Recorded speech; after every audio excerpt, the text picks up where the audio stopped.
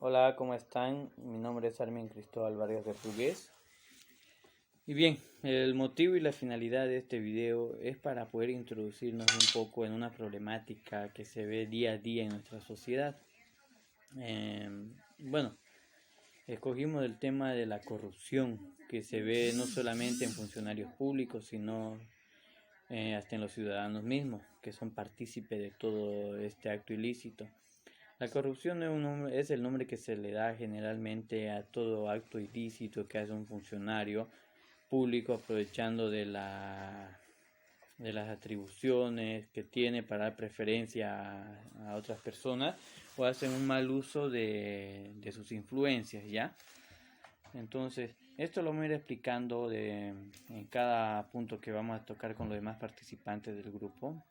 Si bien cabe recordar que entre la corrupción está tipificada de manera penal. Entre los delitos de corrupción tenemos los delitos de extorsión, cohecho, malversaciones, entre muchos otros más que vamos a ir viéndolo. Ya estas están reguladas por entidades, por leyes. Entre ellas está la ley 004, hay decretos supremos también que las regulan. Y también se puede regular que muy poco se ve por el control social, también que lo van a explicar en uno de los participantes.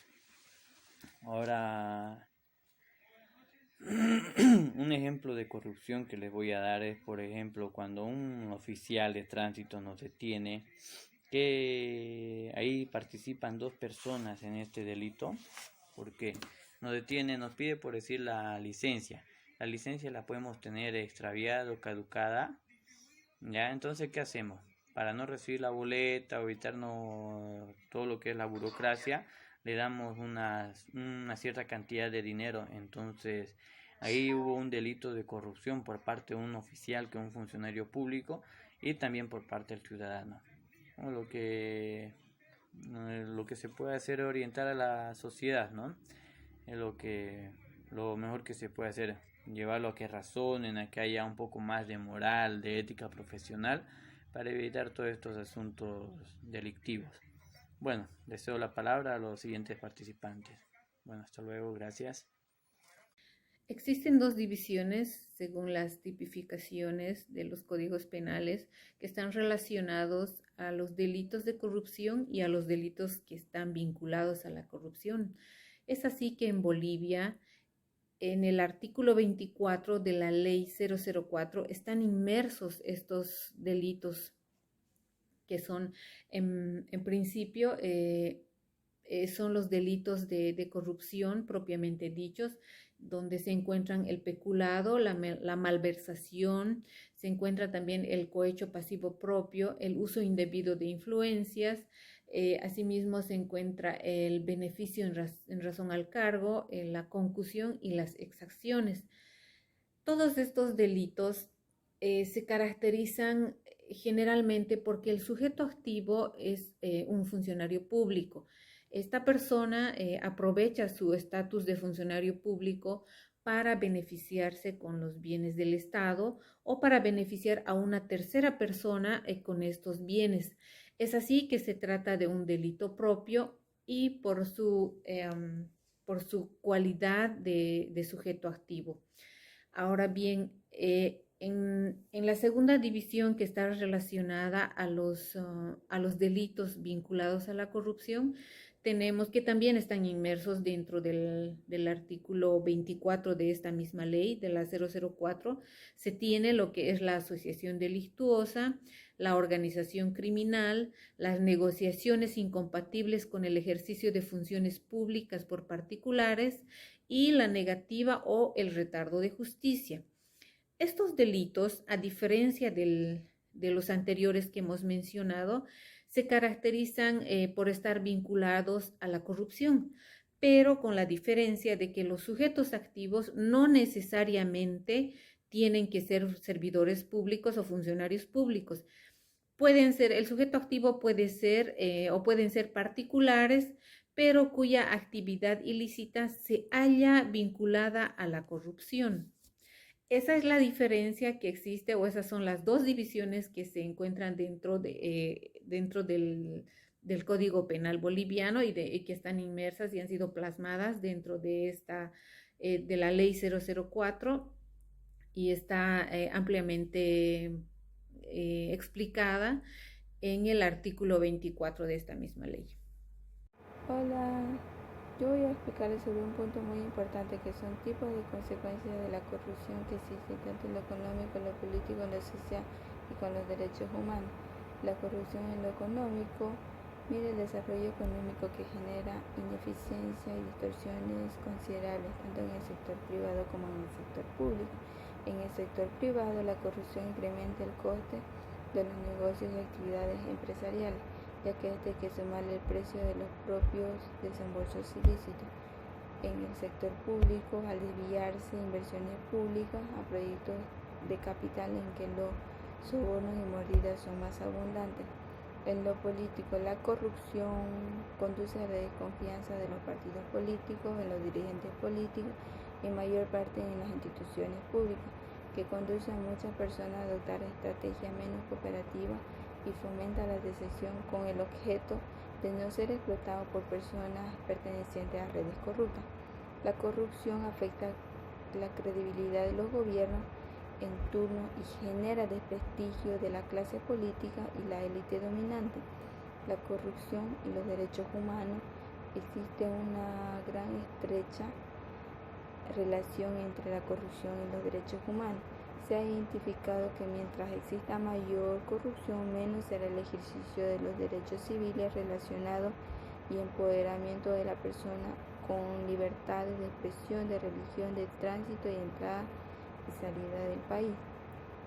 La corrupción, cabe decir que existen muchos modos y formas de corrupción que ocurren a gran escala en niveles más altos de gobierno, donde las figuras políticas usan su influencia para abusar del poder en beneficio propio. ¿Qué impacto tiene la corrupción en la economía? En la actualidad son muchos casos de corrupción que ocupan portada de los periódicos que vemos. Personalidades relevantes en el mundo de la política y de los negocios implicados en los delitos de soborno, extorsión y malversaciones. Entre las prácticas corruptas habituales se encuentra la utilización de cargos públicos para beneficio propio, quienes buscan enriquecerse a costa de puestos de responsabilidad pública que provocan un sobreprecio en obras y servicios públicos. Muy buenas tardes a todos. En esta oportunidad permítanme exponer sobre el tema Ley de Participación y Control Social, Ley número 341. Al hablar de la temática de corrupción, necesariamente tenemos que hablar sobre este tema, la participación y control social. La participación se entiende por participación como un derecho y condición fundamental de la democracia que se ejerce de forma individual o colectiva, directamente o por medio de sus representantes. Se entiende por control social como un derecho constitucional de carácter participativo, exigible, mediante el cual todo actor social supervisará y evaluará la ejecución de la gestión estatal, el manejo apropiado de los recursos económicos, materiales, humanos, naturales y la calidad de los servicios públicos y básicos para autorregulación del orden social. El objetivo de esta ley tiene por objeto de establecer el marco general de la participación y control social, definiendo los fines, principios, atribuciones, derechos, obligaciones y formas de su ejercicio, en aplicación de los artículos 241 y 242 de la Constitución Política del Estado. Ámbito de la aplicación de la Ley 341. Se aplica esta ley en todas las entidades públicas de los 4 órganos del Estado, en las empresas e instituciones públicas, en las entidades territoriales autónomas departamentales, regionales e indígenas originario campesino, y también municipales. ¿Quiénes son los actores de la participación y control social? Los actores de la participación y control social de la sociedad civil organizada sin ningún tipo de discriminación de color, sexo, edad, orientación sexual, identidad de género, origen, cultura, nacionalidad, ciudadanía, idioma, credo religioso, ideología, afiliación política, filosofía, estado civil, condición económica, etc. ¿Cuáles son los tipos de actores?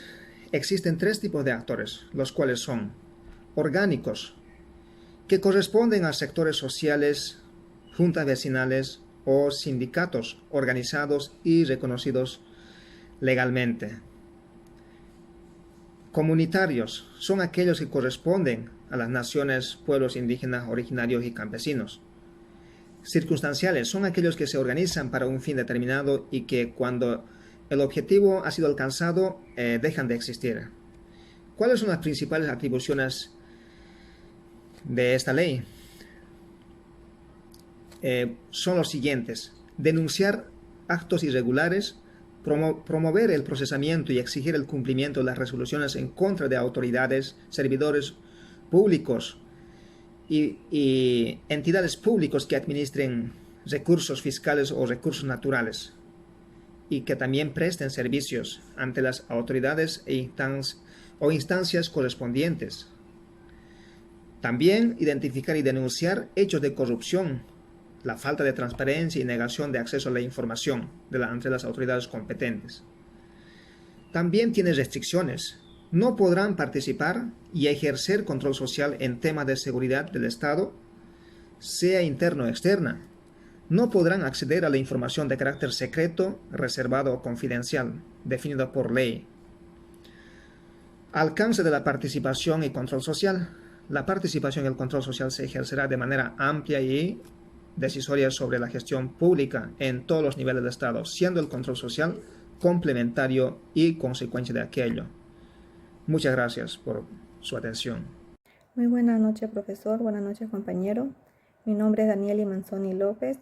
Yo vengo a exponer lo que es la ley de lucha contra la corrupción y enriquecimiento ilícito e investigación de fortuna de la ley 004. ¿Cómo era antes el tratamiento normativo en la lucha contra la corrupción?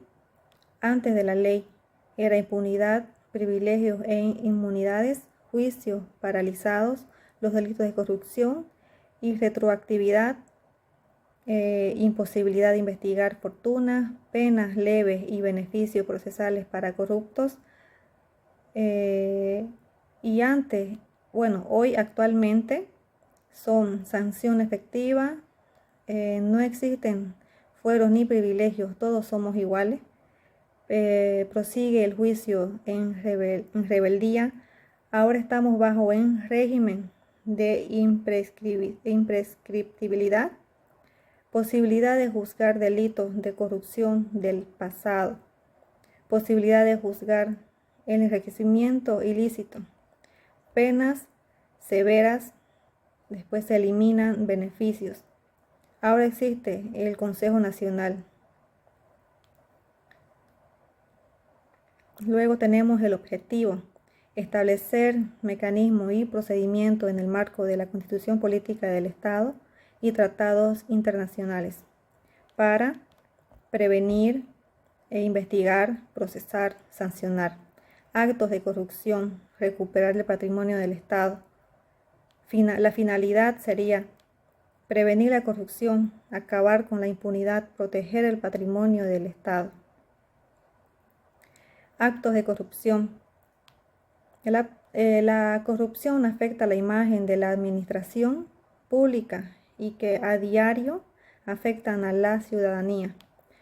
Serían los requerimientos, aceptación, ofrecimiento u otorgamiento, directo o indirecto, de cualquier objeto de valor pecuniario u otros beneficios.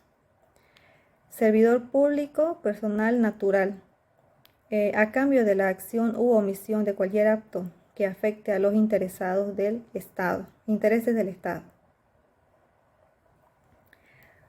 Los principios de esta ley son vivir bien,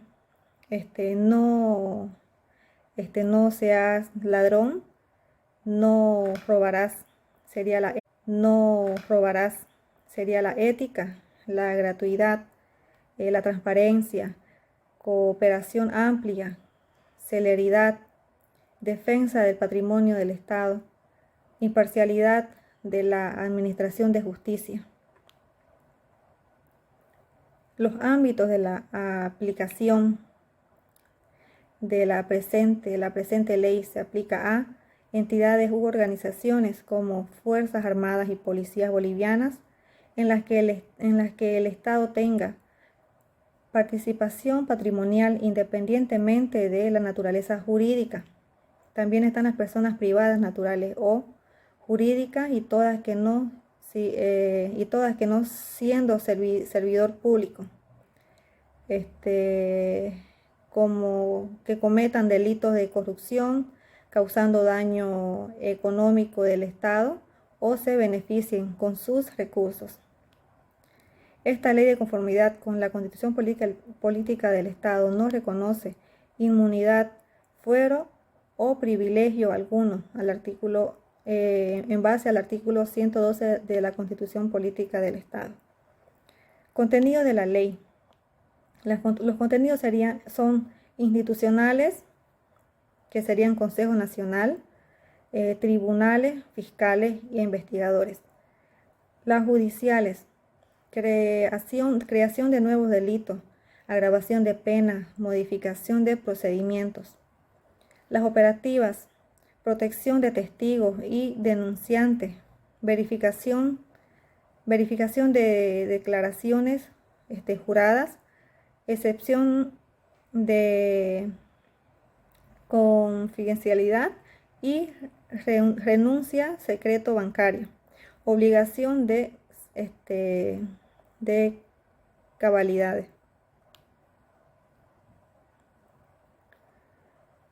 Consejo Nacional de Lucha contra la Corrupción, enriquecimiento ilícito y legitimación de ganancias ilícitas. Sus atribuciones serían proponer, supervisar y fiscalizar políticas públicas como prevención, lucha contra la corrupción.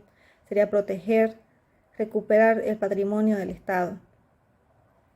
Aprobar el Plan Nacional de Lucha contra la Corrupción.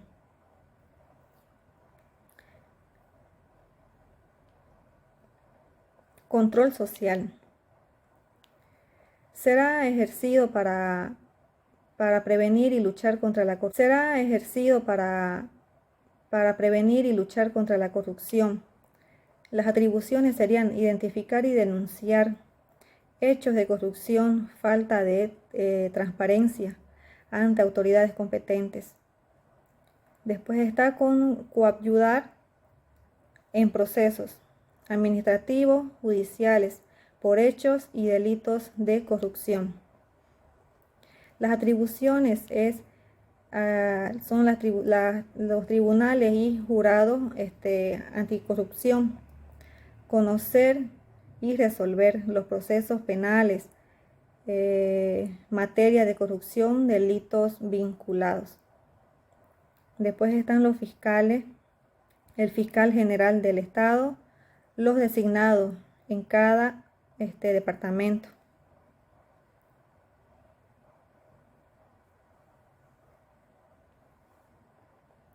Excepción del secreto bancario para investigación del delito de corrupción.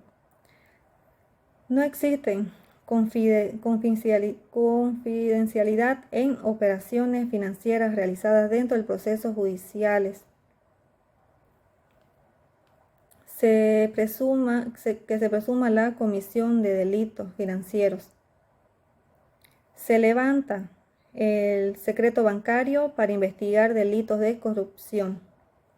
Los servidores públicos pueden renunciar voluntariamente al secreto bancario.